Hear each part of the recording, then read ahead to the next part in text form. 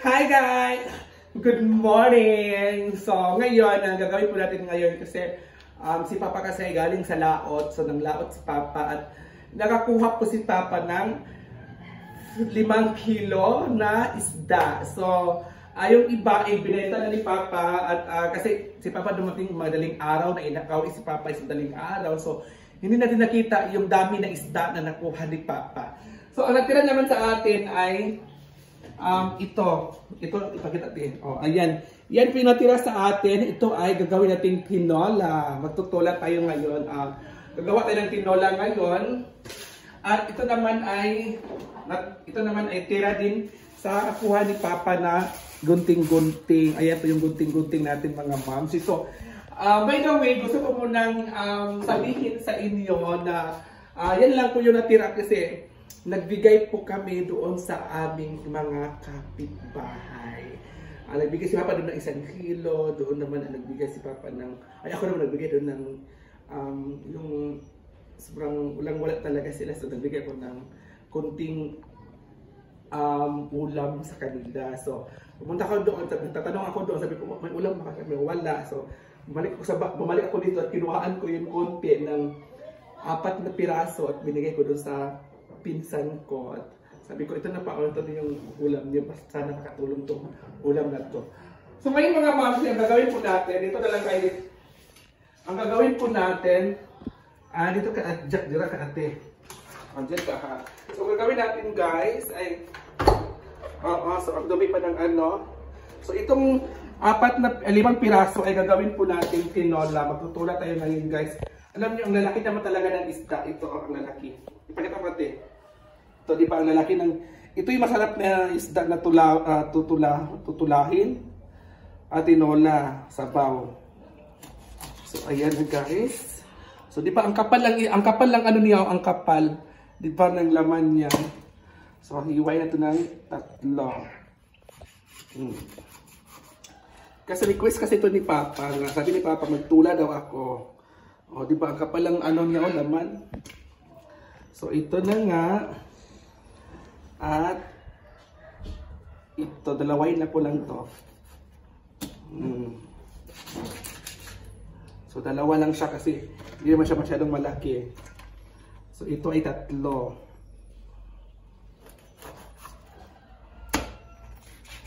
So 3 ito, gagawin natin itong 3 kasi sayang naman pag ano, dalawa lang.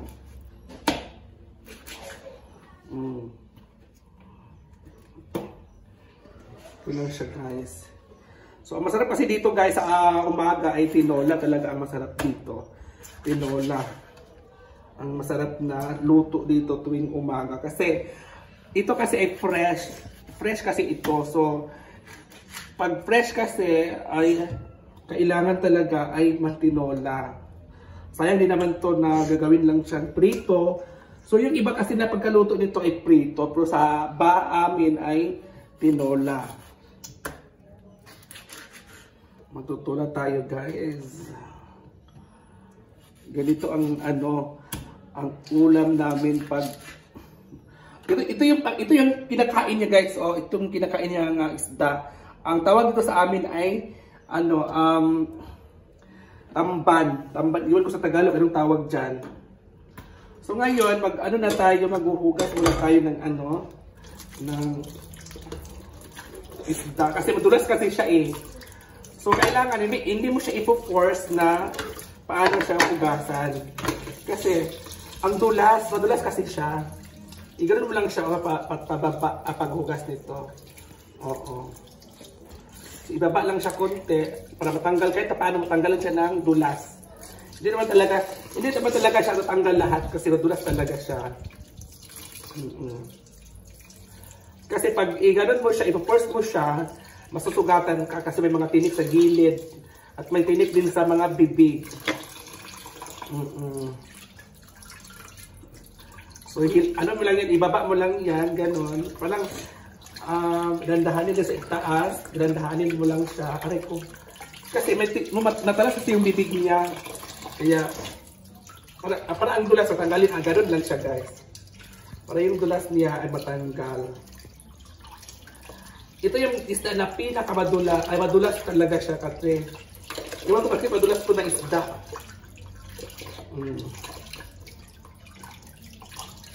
Kat.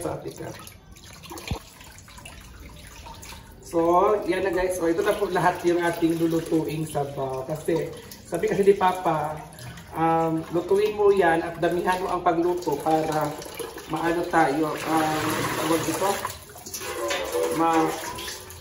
Ay, natin ako na isa.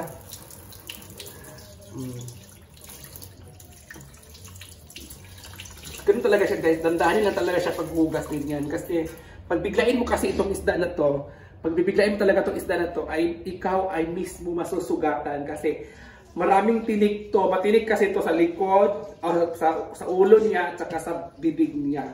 So, prepare muna ako ng ano guys, so ito lang naman mga mas yung ingredients. Ito lang yung ilalagay natin doon sa ating sabaw. Ang importante lang naman dito ay may ano. Ito lang talaga, pag nagluluto talaga kami ng sabaw, ito lang talaga yung nilalagay namin. Kung walang sibuyas lang talaga. At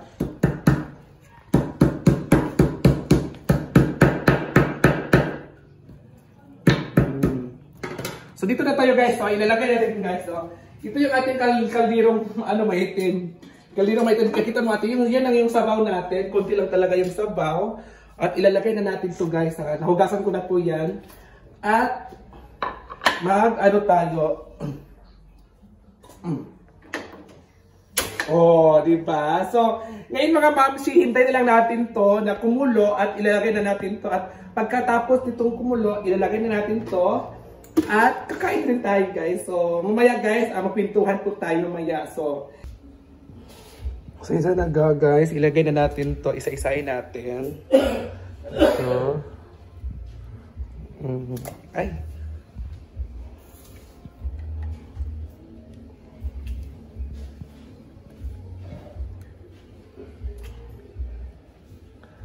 isa-isahin natin guys.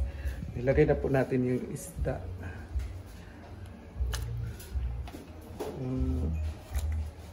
Kasi kumulo na kasi siya. So, at syempre kakain na rin tayo mamaya konti. Sukat na pa.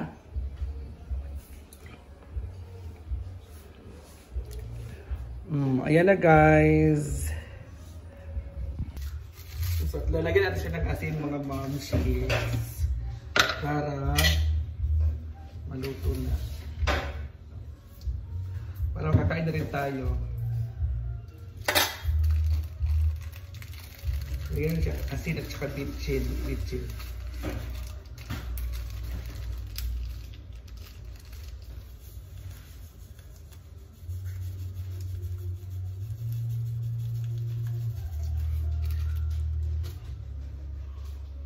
Diba? Natin siya kumulo para hintayin lang natin siya para kumulo para kakain na rin tayo.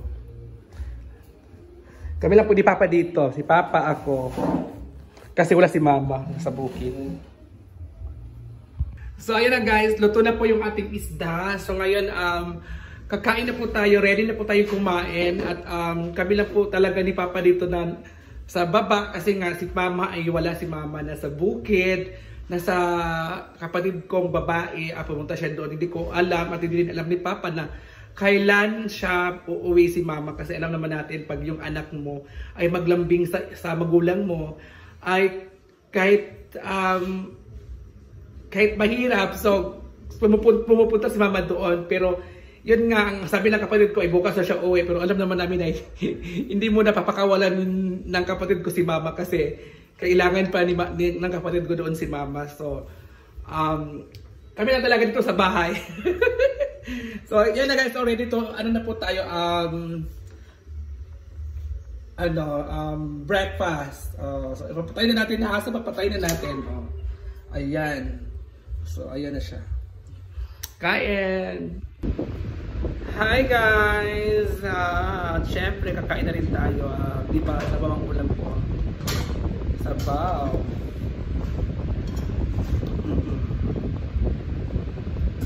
At lagyan na siya ng sili.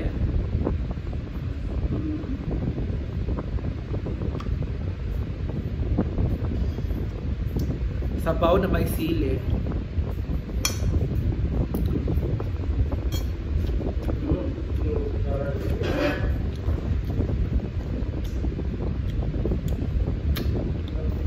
Sarap ng ulam po guys. Kasi pag si Papa kasi nagpunta ng laot, automatic na yan. Automatic na yan. Ulam isda. May ginamos ako.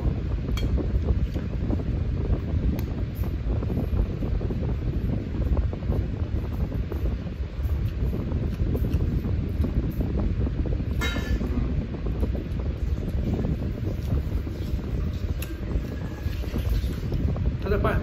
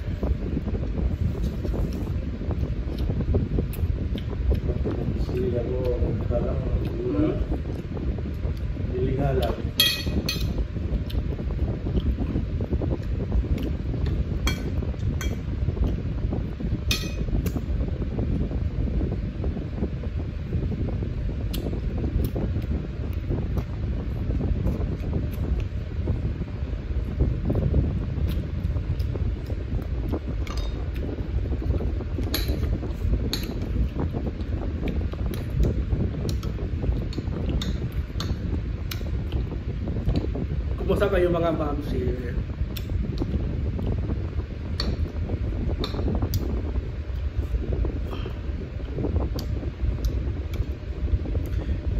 Yung yung kapatid ko kasi isa ay wala dito, tapos yung pamangkin ko ay tulog.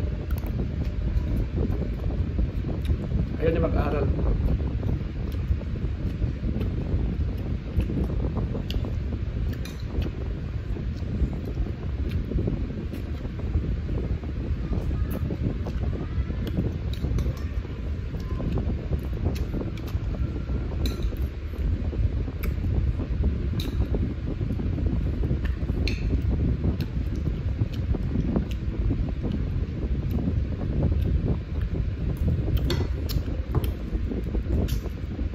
Lagi buka lima. Gara-gara kayo sa sabaw.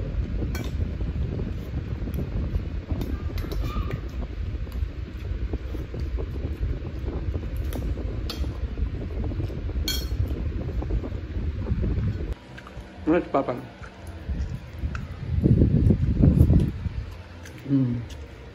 Kaya mo sa si Mama pa?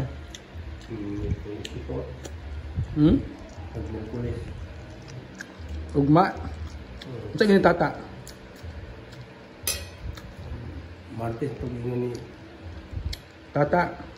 Resita. Yung ay bili mo ako. Ha? Kuibis na ka ulit.